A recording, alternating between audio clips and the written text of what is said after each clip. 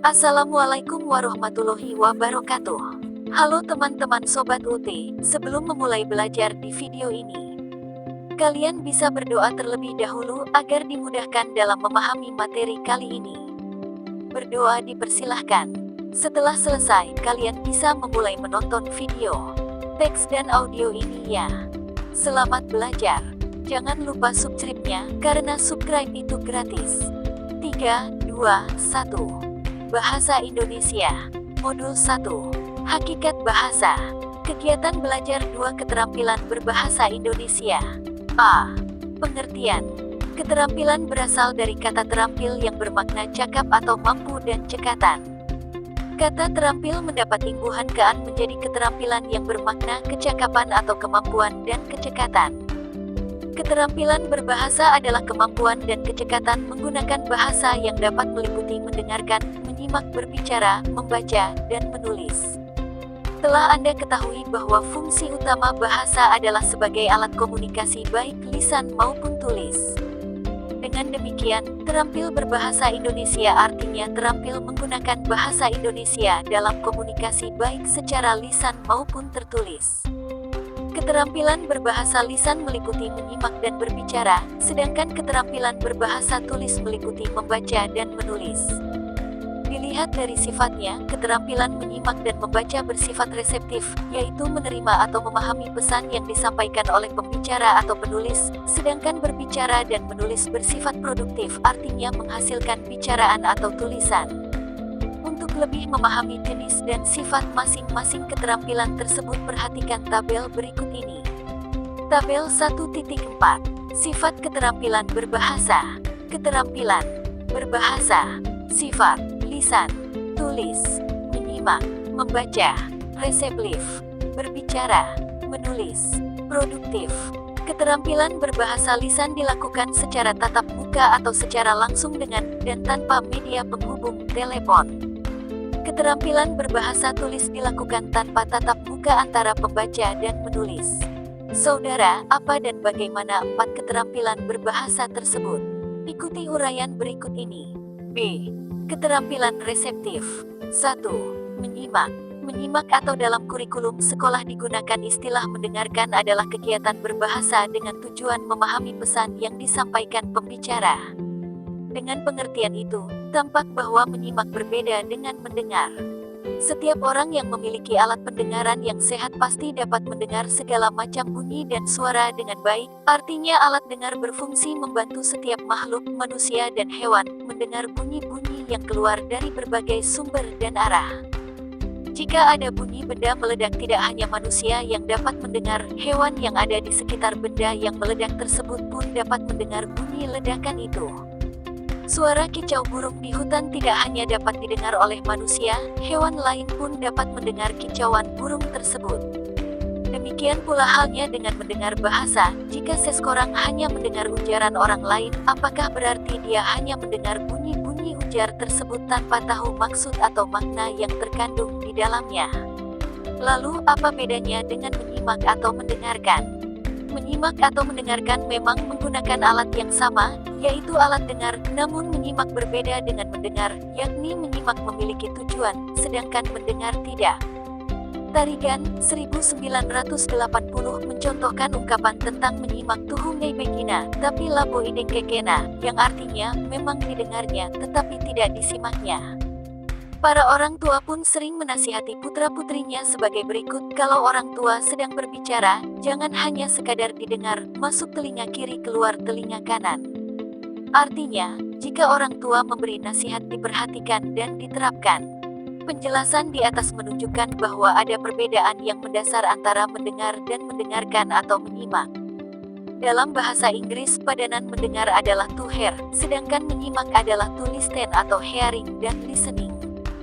Di dalam menyimak, orang tidak hanya mengaktifkan pendengarannya, tetapi juga harus berkonsentrasi serta menggunakan sikap-sikap positif, baik terhadap pembicara maupun bahan pembicaraan.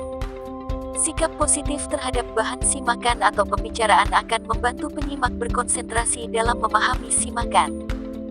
Jika sebelum menyimak seseorang sudah tidak menyenangi topik pembicaraan, ia tidak akan melakukan kegiatan menyimak dengan sungguh-sungguh. Yang terjadi adalah ia hanya mendengar saja atau menjadi penyimak pasif. Hal yang sama akan terjadi jika penyimak tidak menyukai pembicaranya.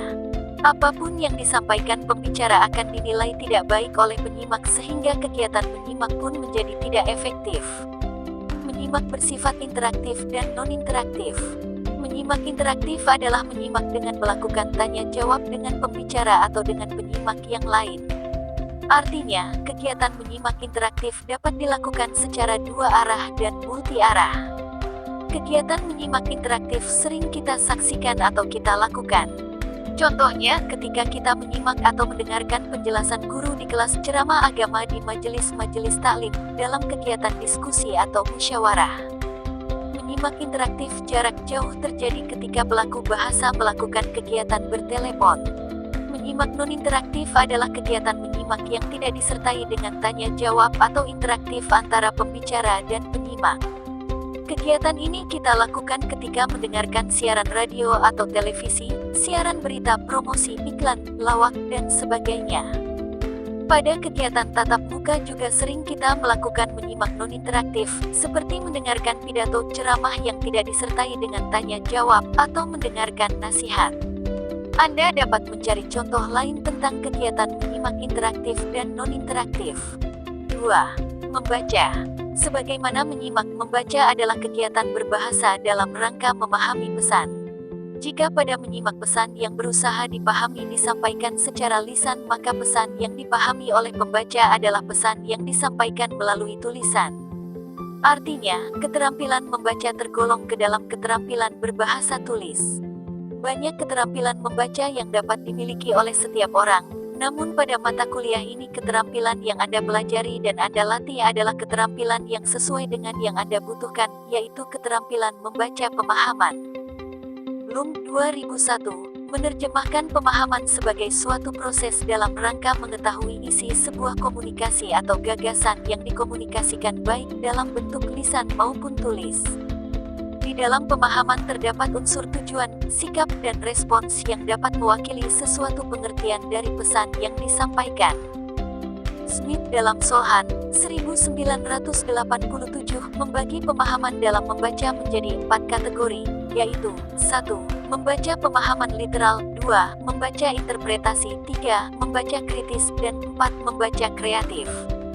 Penjelasan tentang keempat kategori pemahaman ini akan dikemukakan pada modul 4 yang berisi uraian tentang membaca secara lebih rinci. A.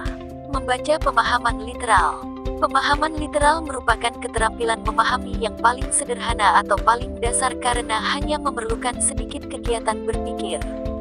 Keterampilan ini merupakan keterampilan menemukan makna kata dan kalimat dalam konteks secara langsung. Contoh, bagaimana pembaca memahami isi bacaan jika ada teks sebagai berikut.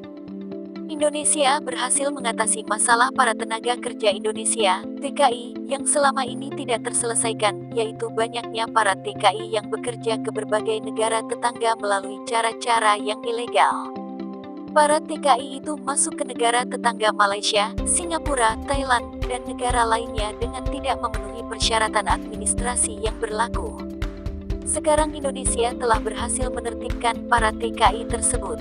Setiap calon TKI diperiksa kelengkapan administrasinya. Oknum-oknum yang memberangkatkan TKI ke luar negeri dengan cara ilegal mendapat perhatian ekstra ketat. Setiap oknum yang diketahui mengambil manfaat dengan cara menipu para TKI akan segera ditindak tegas. Sekarang kita boleh merasa bangga karena tahun ini pemerintah akan mengirimkan sekitar 3.500 TKI ke berbagai negara tetangga. Demikian para pemirsa laporan kami dari arena pameran. Anda dapat menilai sendiri apakah penjelasan Menteri Tenaga Kerja ini membanggakan atau menyedihkan. Terima kasih atas perhatian Anda. Saudara, pembaca yang berada pada kategori pemahaman literal akan memahami wacana di atas apa adanya. Sebagai berikut, pemerintah telah berhasil mengatasi masalah TKI yang selama ini belum terselesaikan. Lain dari pemahaman itu tidak ditemukan atau tidak ada pemikiran lain dari pembaca pada tingkat pemahaman literal ini. B. Membaca interpretasi. Pemahaman tingkat kedua ini adalah pemahaman yang melibatkan keterampilan berpikir yang diperlukan pembaca untuk mengidentifikasi gagasan dan makna yang tidak secara eksplisit dinyatakan dalam teks. Untuk dapat menemukan makna yang implisit ini, keterampilan berpikir pembaca meliputi kemampuan menggeneralisasi, menentukan hubungan sebab akibat, mengidentifikasi motif-motif penulis, menemukan hubungan antar bagian teks, memprediksi kesimpulan, dan membuat perbandingan. Mari kita gunakan lagi contoh wacana di atas pemahaman literal. Pembaca yang berada pada tingkat pemahaman interpretasi akan menggunakan keterampilan berpikirnya, menggunakan pengetahuannya tentang masalah negara yang berkaitan dengan TKI, menggeneralisasi kesulitan yang dihadapi para TKI di negara orang, hubungan sebab akibat karakter orang Indonesia baik TKI maupun oknum penyalur tenaga kerja, mengidentifikasi motif, menemukan ide pokok antar kalimat dan antar paragraf, menemukan hubungan antar paragraf, dan menyimpulkan serta membuat perbandingan jika ada. Pembaca dengan tingkat pemahaman interpretasi akan menjelaskan makna teks di atas bukan hanya sebagai suatu keberhasilan pemerintah mengatasi masalah TKI. Pembaca pada tingkat ini akan menggunakan pengetahuannya tentang masalah ini dan mengaitkannya dengan isi teks, terutama pada bagian berikut. Sekarang kita boleh merasa bangga karena tahun ini pemerintah akan mengirimkan sekitar 3.500 TKI ke berbagai negara tetangga. Demikian para pemirsa laporan kami dari arena pameran. Anda dapat menilai sendiri apakah penjelasan Menteri Tenaga Kerja ini membanggakan atau menyedihkan. Terima kasih atas perhatian Anda. Pembaca pada tingkat ini akan membandingkan isi paragraf pertama dengan paragraf kedua dan akan membuat kesimpulan. Mungkin pembaca membuat kesimpulan bahwa ada sesuatu perbedaan pendapat antara Menteri Tenaga Kerja dengan pelapor stasiun televisi. Pembaca juga dapat menangkap makna implisit yang dikemukakan oleh pelapor bahwa dengan mengirimkan tenaga kerja yang sebagian besar adalah pembantu rumah tangga ke negara tetangga bukanlah sesuatu yang membanggakan, tetapi mungkin justru sangat menyedihkan karena bangsa kita tetap saja menjadi budak atau lebih halus disebut buruh di negara orang. Demikian saudara bahwa untuk menjadi pembaca pada kategori interpretasi, orang harus memiliki pengetahuan yang sesuai dengan gagasan yang terdapat dalam bacaan atau yang disebut dengan istilah skemata dan harus mampu menggunakan berbagai keterampilan berpikir. Keterampilan membaca tingkat ini dapat dimiliki setiap orang yang mau berlatih, yaitu dengan cara banyak membaca dengan berbagai jenis bacaan. C. Membaca kritis. Keterampilan membaca kritis adalah keterampilan membaca yang dimiliki oleh pembaca yang tidak hanya mampu memaknai bacaan secara literal dan menginterpretasikannya. Pembaca pada kategori ini juga mampu menilai apa yang dibacanya. Pembaca mampu menilai secara kritis gagasan-gagasan yang disampaikan penulis dan juga kesahihan apa yang dibacanya. Masih dengan contoh teks yang sama di atas. Pembaca kritis pasti memahami atau mampu menangkap isi teks secara literal atau apa adanya. Pembaca kritis juga mampu menangkap makna implisit atau makna yang terkandung di balik teks tersebut atau disebut makna tersirat. Lebih dari itu, pembaca kritis juga mampu menilai teks tersebut secara keseluruhan. Misalnya, pembaca dapat menilai kesahihan atau keabsahan teks tersebut, artinya pembaca mengetahui betul bahwa teks laporan reporter tersebut benar adanya, yaitu ada fakta bahwa seluruh TKI yang berangkat ke negara tetangga dibekali dengan berkas-berkas administrasi yang cukup atau legal. Benar bahwa ada 3.500 TKI yang akan menjadi pekerja baru di negara-negara tetangga. Pembaca kritis juga mampu menilai kebermanfaatan teks, baik atau buruknya teks tersebut bagi pembaca. Misalnya, pembaca berpendapat bahwa komentar pelapor yang menanyakan pemirsa tentang apakah informasi tersebut menjadi sesuatu yang membanggakan atau menyedihkan merupakan suatu gagasan yang sangat baik karena mengundang pembaca untuk berpikir. Jadi, pembaca kritis adalah pembaca yang menggunakan lebih banyak kemampuan berpikirnya, pengetahuan, dan pengalamannya. D. Membaca kreatif. Keterampilan membaca kreatif merupakan keterampilan membaca yang berada pada tingkat paling tinggi. Di samping memiliki kemampuan yang dimiliki oleh pembaca tingkat pemahaman literal interpretasi, dan kemampuan berpikir kritis, pembaca kategori ini mampu menerapkan gagasan-gagasan yang ada pada teks atau bacaan ke situasi baru. mengombinasikan gagasan yang dimiliki pembaca dengan gagasan yang terdapat dalam teks, dan mampu memperluas konsep-konsep yang terdapat dalam teks yang dibacanya. Secara singkat dapat dikatakan bahwa pembaca kreatif berusaha secara kreatif menciptakan sesuatu yang baru berdasarkan gagasan-gagasan yang ada dalam teks. Bagaimana contoh pembaca yang kreatif tersebut? Kita kembali pada teks yang sama di atas. Setelah membaca teks tersebut dengan kemampuan berpikir, pengetahuan, dan pengalaman yang dimilikinya tentang isi teks tersebut, serta keterampilan menulis yang dimilikinya, pembaca secara kreatif menuangkan gagasan baru melalui tulisannya sebagai berikut. Suatu kemajuan telah dicapai oleh pemerintah kita dalam hal mengatasi masalah tenaga kerja Indonesia yang telah bertahun bahkan berpuluh tahun tidak dapat diselesaikan. Tahun ini merupakan tahun cemerlang bagi Departemen Tenaga Kerja yang telah mampu menumpas oknum-oknum pengiriman TKI ke luar negeri.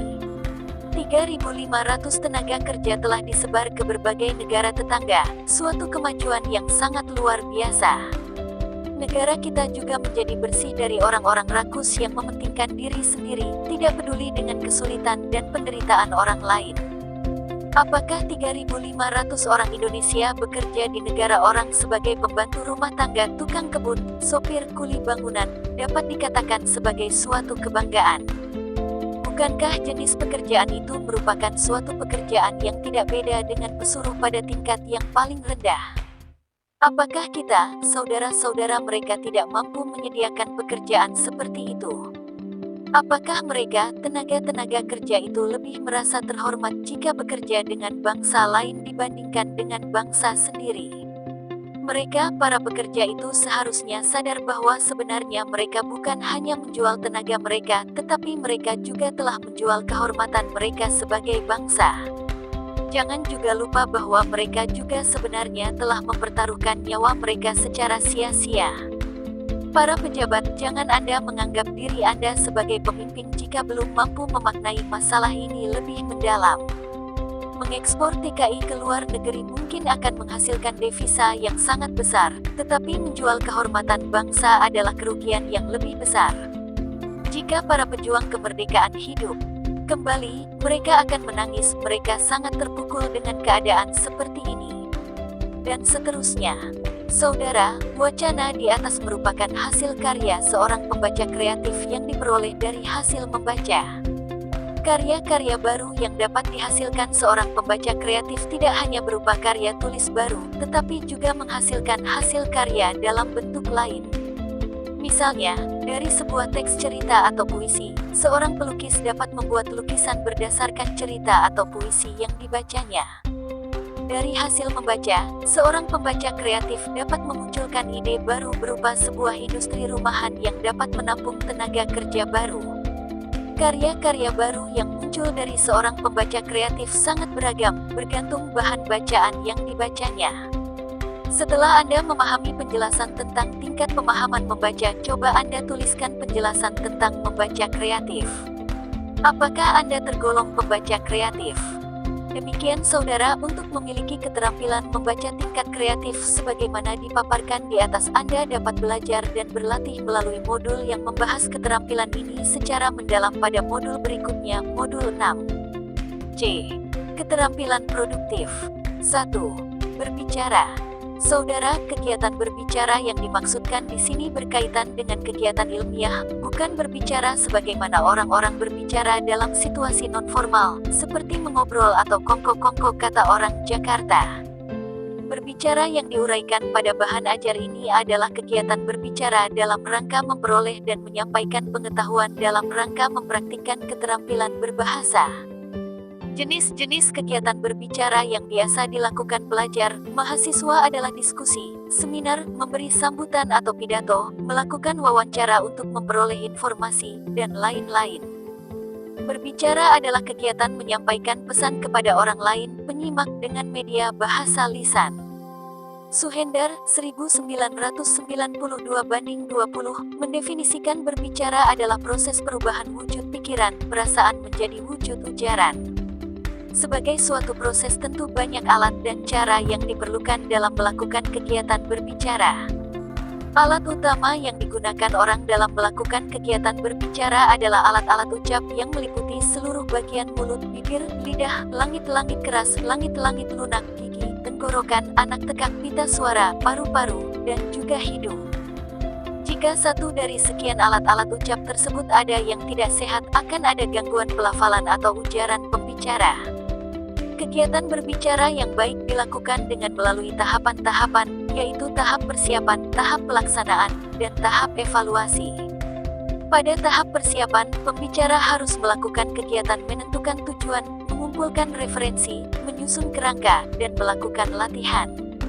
Pada tahap pelaksanaan, pembicara melalui tahapan membuka pembicaraan, menyampaikan gagasan, dan menutup pembicaraan. Evaluasi dapat dilakukan dengan cara mendengarkan kembali kegiatan berbicara jika dibuat rekaman ketika berbicara atau meminta masukan dari pendengar, khususnya teman yang mendengarkan apa dan bagaimana kita berbicara. Keterampilan berbicara sama dengan keterampilan berbahasa yang lain, menyimak, membaca, dan menulis, yang memerlukan pengetahuan, pengalaman, serta kemampuan berpikir yang memadai. Setiap orang dapat memiliki keterampilan berbicara yang baik, asal bersungguh-sungguh belajar untuk memahami konsep-konsep tentang berbicara dan melakukan latihan secara berkesinambungan. Pada modul berikutnya, yaitu modul yang khusus membahas tentang keterampilan berbicara, Anda akan mempelajari dan berlatih berbicara yang berkaitan dengan kepentingan Anda sebagai mahasiswa. 2. Menulis. Menulis adalah keterampilan berbahasa kedua yang bersifat produktif. Jika pada keterampilan berbicara orang menyampaikan pesan, gagasan, atau buah pikiran dengan menggunakan bahasa lisan, dalam menulis pesan disampaikan penulis melalui bahasa tulis. Seperti halnya pada berbicara, menulis juga memerlukan proses. Untuk memperoleh tulisan yang baik, penulis juga harus melalui tahapan-tahapan, yaitu tahap pra-penulisan, pre-writing, tahap penulisan, writing, dan tahap pasca penulisan, post-writing.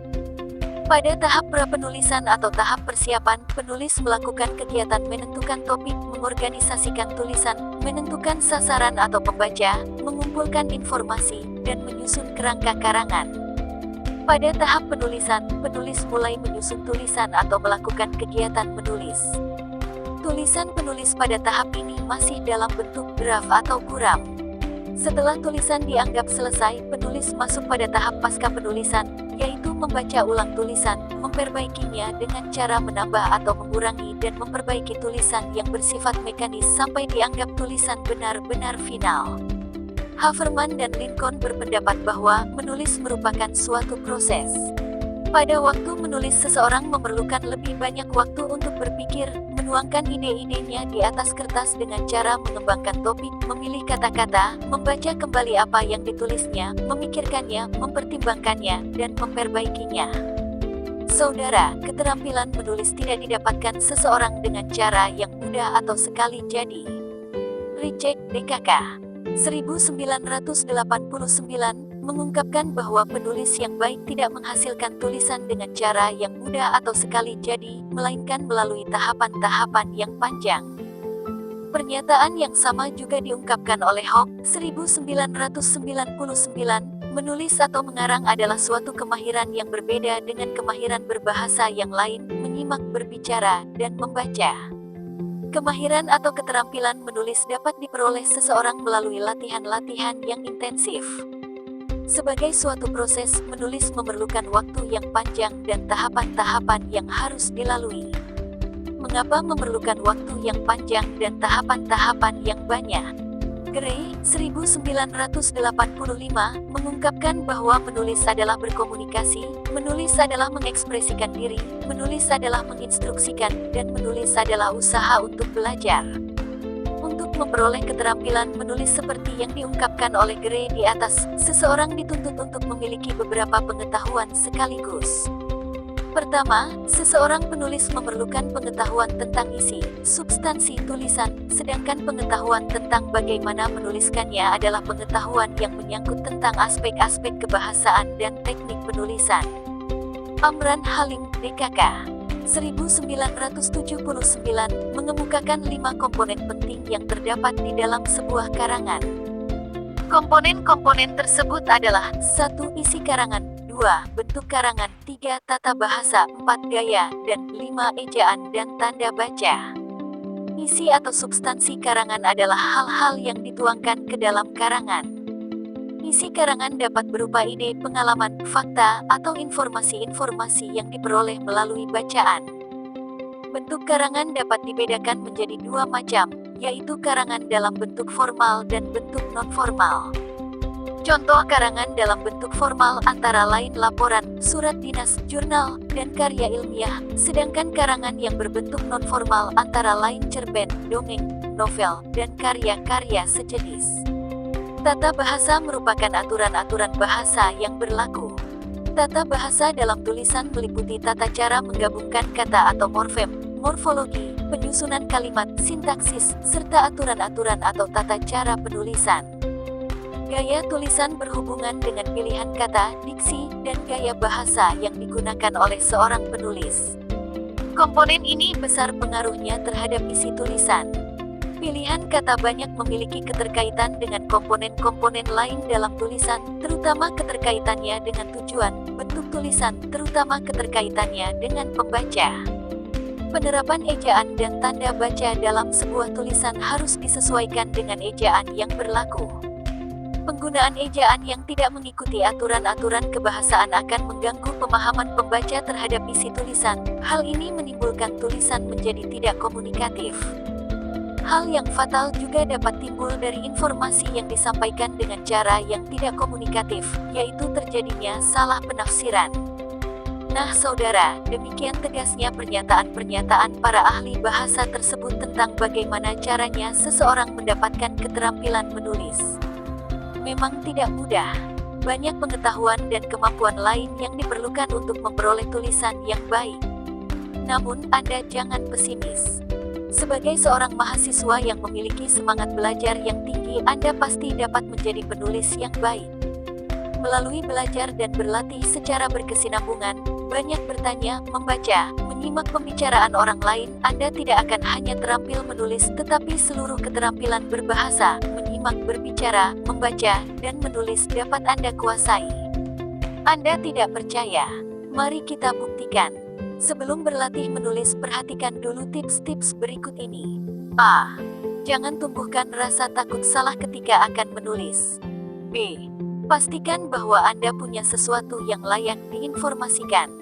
C. Pastikan bahwa Anda menguasai gagasan yang akan Anda tulis. D. Jangan pikirkan judul apa yang akan Anda gunakan. E. Jangan pikirkan orang-orang yang Anda anggap lebih pandai akan mencemooh Anda. F. Tulis topik dan sub-subtopik yang akan Anda tulis, kembangkan. G. Segera lakukan, jangan ditunda. Saya akan memberikan ilustrasi berikut ini. Anda menyaksikan beberapa orang asing bermain gamelan dengan sangat baik. Apakah ada sesuatu yang muncul dalam pikiran Anda?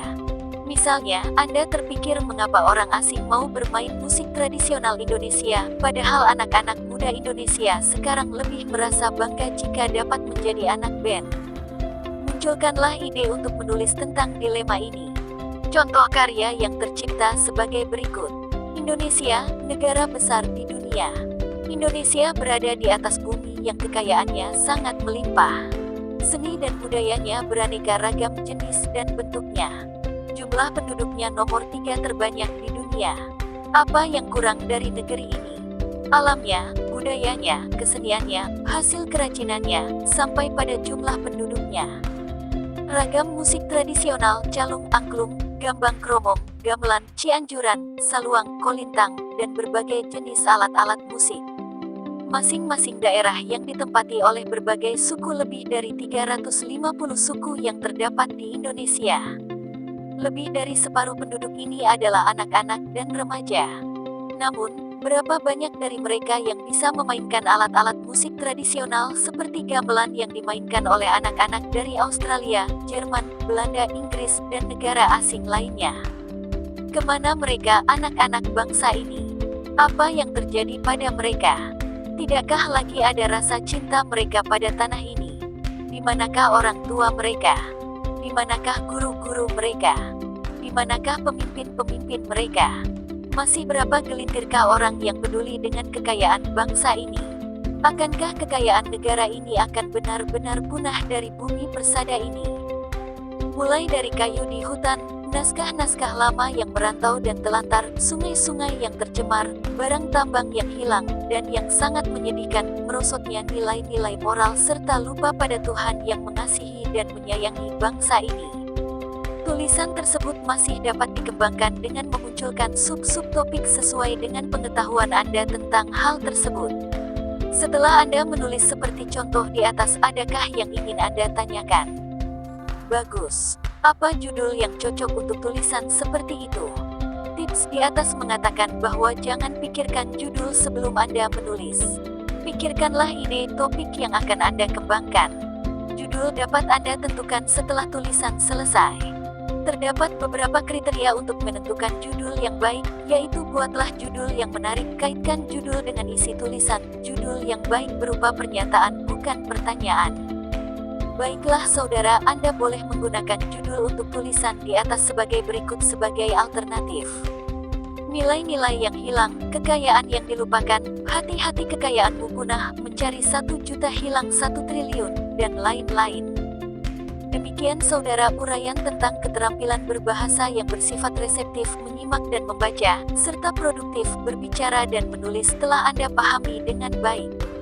Selanjutnya akan kita bahas tentang hubungan antar keterampilan berbahasa tersebut. Apakah masing-masing keterampilan berbahasa tersebut saling berdiri sendiri atau saling berhubungan? Kita ikuti uraian berikut ini. D. Hubungan antar keterampilan berbahasa. 4 keterampilan berbahasa di atas baik lisan, menyimak dan berbicara, maupun tulis, membaca dan menulis memiliki keterkaitan yang sangat erat. Satu keterampilan akan mendukung keterampilan yang lainnya. Hubungan antara ragam bahasa memang lebih erat dibandingkan hubungan keterampilan di luar ragam, artinya hubungan antara menyimak dengan berbicara lebih erat dibandingkan hubungan menyimak dengan membaca atau menulis. Dengan kata lain, hubungan keterampilan pada ragam yang sama dapat disebut hubungan langsung, sedangkan hubungan keterampilan pada ragam yang berbeda adalah hubungan tidak langsung. Perhatikan tabel berikut ini. Tabel 1.5. Hubungan keterampilan berbahasa. Keterampilan berbahasa. Sifat, lisan, tulis, menyimak, membaca, reseptif, berbicara, menulis, produktif. Saudara, melalui tabel di atas, kajilah hubungan antar keterampilan berbahasa ini. Lihatlah hubungan ini dari segi ragam. Pada ragam lisan, yaitu menyimak dan berbicara berada pada ruang yang sama. Hal ini menunjukkan kedekatan hubungan antar keduanya. Dalam kegiatan berbahasa lisan secara tatap muka, penyimak dan pembicara dapat bertukar atau berganti peran. Penyimak bertukar peran menjadi pembicara, dan sebaliknya, pembicara menjadi penyimak. Pergantian peran ini biasanya terjadi pada kegiatan komunikasi tanya-jawab, partisipan saling memberi dan menerima dalam komunikasi interaktif. Interaktif antara penyimak dan pembicara merupakan satu kelebihan yang dimiliki bahasa ragam lisan. Pada kegiatan berbahasa ini, pengguna bahasa dapat seketika memperbaiki kesalahan berbahasa yang terlanjur terjadi. Penyimak pun dapat lebih cepat memahami pesan yang disampaikan pembicara karena dibantu oleh ekspresi dan media atau alat bantu yang digunakan pembicara. Di dalam menyimak, pengetahuan yang diperoleh seseorang melalui menyimak dapat digunakan untuk meningkatkan kemampuannya berbicara. Dengan kata lain, untuk dapat menjadi pembicara yang baik, orang harus memiliki keterampilan menyimak yang baik. Perhatikan tanda panah pada tabel hubungan antara menyimak dan berbicara. Sebagaimana menyimak dan berbicara, keterampilan membaca dan menulis juga dapat berlangsung dengan pergantian peran. Anda ingat ketika Anda menerima dan menulis surat untuk teman atau keluarga Anda yang berada jauh dari tempat tinggal Anda. Ketika Anda menerima sepucuk surat, Anda membaca surat tersebut, maka Anda menjadi pembaca. Ketika Anda menulis surat balasan, maka Anda menjadi penulis. Hal ini juga merupakan kelebihan bahasa ragam tulis, yaitu mengatasi kesulitan berkomunikasi jarak jauh. Di era digital sekarang ini, pergantian peran dalam komunikasi tulis melalui internet dapat berlangsung sangat cepat. Keterampilan membaca atau pengetahuan seseorang yang diperoleh melalui membaca dapat digunakan untuk memperoleh atau meningkatkan keterampilan menulis. Dengan kata lain, untuk dapat menjadi penulis yang baik, orang harus memiliki keterampilan membaca yang baik. Perhatikan tanda panah pada tabel hubungan antara membaca dan menulis. Bagaimanakah hubungan keterampilan berbahasa dari segi sifat? Keterampilan berbahasa yang memiliki kesamaan pasti memiliki hubungan yang erat. Keterampilan menyimak dan membaca keduanya bersifat reseptif. Pengetahuan seseorang yang diperoleh melalui kegiatan menyimak akan menjadi skemata yang akan membantunya ketika memahami isi bacaan. Demikian pula sebaliknya, pengetahuan yang diperoleh dari bacaan atau hasil membaca akan menjadi skemata yang akan membantu dalam memahami isi simakan. Artinya, kedua keterampilan berbahasa reseptif ini selalu saling mendukung. Dapat disimpulkan bahwa seseorang yang terampil membaca juga terampil menyimak atau sebaliknya. Jika antar keterampilan berbahasa reseptif memiliki hubungan yang erat, maka dapat diasumsikan bahwa antar keterampilan berbahasa produktif juga memiliki hubungan yang erat. Pada sebuah kegiatan seminar, penyaji tidak mungkin langsung berbicara di hadapan peserta seminar. Jauh hari sebelum kegiatan seminar berlangsung, penyaji sudah menyiapkan makalah sebagai bahan seminar. Ini artinya, seorang pembicara yang baik juga adalah seorang penulis yang baik, atau sebaliknya, penulis yang baik juga seorang pembaca yang baik. Anda dapat membuktikan hal ini dengan cara memperhatikan seorang penulis pada waktu dia berbicara. Uraian di atas menunjukkan bahwa hubungan antar keterampilan berbahasa pada ragam yang sifatnya sama tentu berhubungan erat. Pertanyaan berikutnya, apakah keterampilan berbahasa pada ragam dan sifat yang berbeda juga memiliki hubungan? Mari kita kaji. Apakah terdapat hubungan antara keterampilan menyimak lisan reseptif dengan keterampilan menulis tulis produktif? Ide, gagasan, atau pesan yang akan disampaikan melalui bahasa tulis dapat diperoleh seseorang penulis melalui kegiatan membaca dan juga menyimak. Artinya, keterampilan menyimak yang dimiliki seseorang dapat digunakan untuk memperoleh atau meningkatkan keterampilan menulisnya. Dengan demikian, terdapat hubungan antara keterampilan menyimak dengan keterampilan menulis. Hal yang sama juga dimiliki oleh keterampilan membaca dan berbicara. Pengetahuan yang diperoleh seseorang dari membaca dapat digunakannya ketika ia mengemukakan gagasan pada kegiatan berbicara. Artinya, keterampilan membaca yang dimiliki seseorang dapat meningkatkan keterampilan berbicaranya. Demikian uraian tentang hubungan antar keterampilan berbahasa baik dilihat dari segi ragam maupun sifat keterampilan tersebut. Kesimpulannya adalah bahwa setiap keterampilan berbahasa tersebut memiliki hubungan satu dengan yang lainnya dan saling mendukung. Untuk menguji pemahaman Anda terhadap pembahasan hubungan antar keterampilan berbahasa ini, kerjakanlah latihan berikut ini.